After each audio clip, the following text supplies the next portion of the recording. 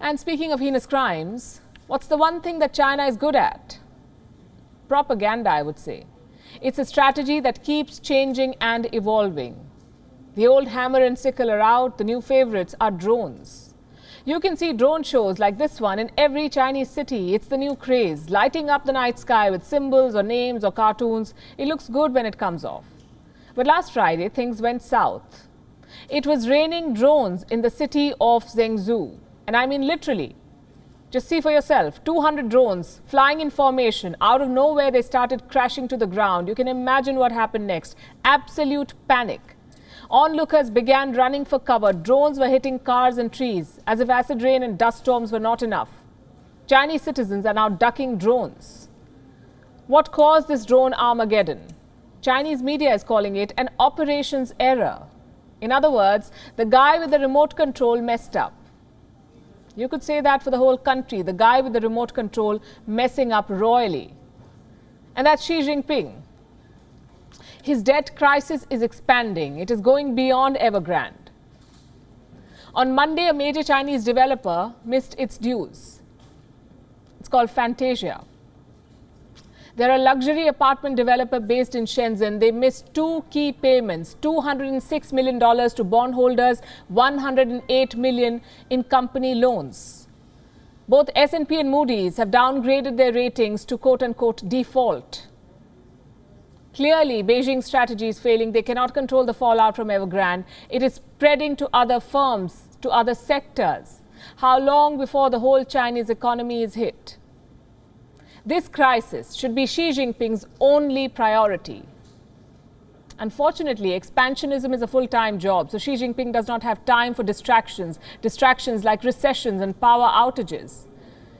He's busy sending jets into Taiwan. Guess how many? 149 in 4 days, 149 incursions into Taiwan's air defense zone. Tensions have not been this high in 4 decades. So the obvious question is this: is this war? Well, Taiwan doesn't think so. Their defense minister says Beijing will invade, not now, but in 2025. Speaking about invading Taiwan, China does currently possess such capabilities, but we must consider the consequences. We don't want to take any provocative actions, but if we irritate them, it is like irritating a person. A person would employ everything at hand when irritated. So following our judgments, the year 2025 is the year they will have more comprehensive capabilities.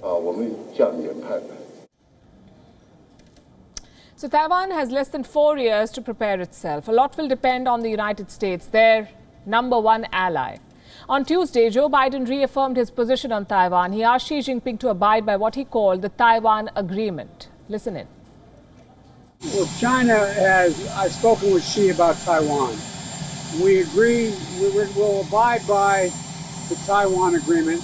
That's where we are. And we made it clear that I don't think he should be doing anything other than abiding by the agreement. What exactly is the Taiwan Agreement? Well, there isn't one. Biden was probably talking about America's long-standing policy. It's called the Taiwan Relations Act. What does it say? It says the U.S. will recognize Beijing instead of Taipei, but on one condition: that Taiwan's future will be resolved peacefully. Now, the problem is that this is an American law. It is not binding on China. But then again, which laws are binding on China? The Taiwan Relations Act is sacred for the U.S. It is not for Beijing. Or else they wouldn't be sending 149 jets into Taiwan. Biden's first response at this point is diplomacy. He dispatched his national security advisor to meet Chinese diplomat Yang Jiechi. They met in Zurich, neutral ground for both sides.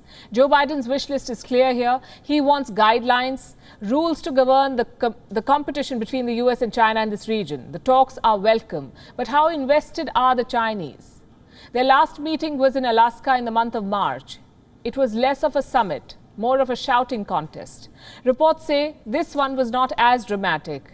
But setting those guidelines is not going to be easy. China is plotting invasions in the middle of a financial crisis. This is a country that has made up its mind.